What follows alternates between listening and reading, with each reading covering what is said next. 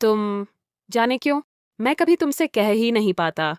दिल के किसी वीरान कोने में जो बातें दबी पड़ी हैं ना, वो होंठों तक आते आते ठहर सी जाती हैं। इधर खान जी के हुजरे में एक अजीब सा सन्नाटा पसरा हुआ है, लेकिन इस खामोशी के पीछे एक बहुत बड़ा तूफान पक रहा है। जब गुलजमान से हुजरे की रिपोर्ट ली गई तो एक चौंकाने वाली बात सामने आई। सोहराब खान सुबह सुबह जरून को साथ लेकर हुजरे पर आया था और उसके सवाल बड़े अजीब थे। खान जी कहाँ हैं? आखिर शहर जाने का क्या प्रोग्राम था? और उनका फोन क्यों बंद आ रहा है? अब सवाल यह उठता है कि आखिर इस बेवजह की फिक्र और हमदर्दी के पीछे क्या मंशा है? दूसरी तरफ घर की चारदीवारी के अंदर का माहौल भी सख्त तनावपूर्ण है।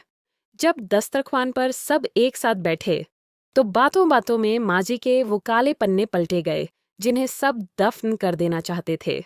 दरियाचंद, वही दरियाचंद जिसके इशारे पर न जाने कितने बेगुनाहों का खून बहाया गया था। जब उसे सीधा सवाल किया गया तो मामा का जवाब सुनिए। अरे भाई, इतनी बड़ी जागीर है, इतने मसाइल हैं, किस किस का हिसाब रखूं? कितने दरियाचंद होंगे जिन्हें संभालना पड़ता है, मैं तो भूल ही गया था।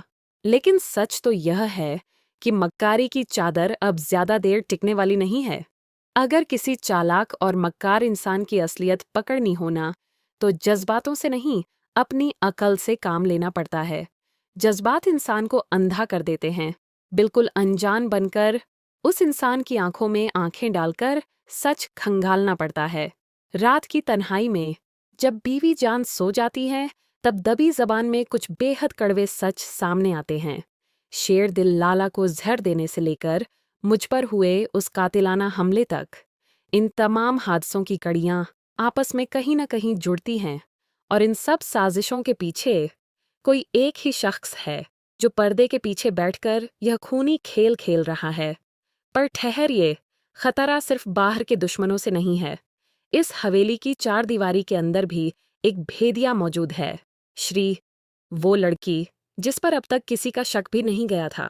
जब चुपके से उसके कमरे की तलाशी ली गई तो गद्दे के नीचे छिपा हुआ एक मोबाइल फोन बरामद हुआ।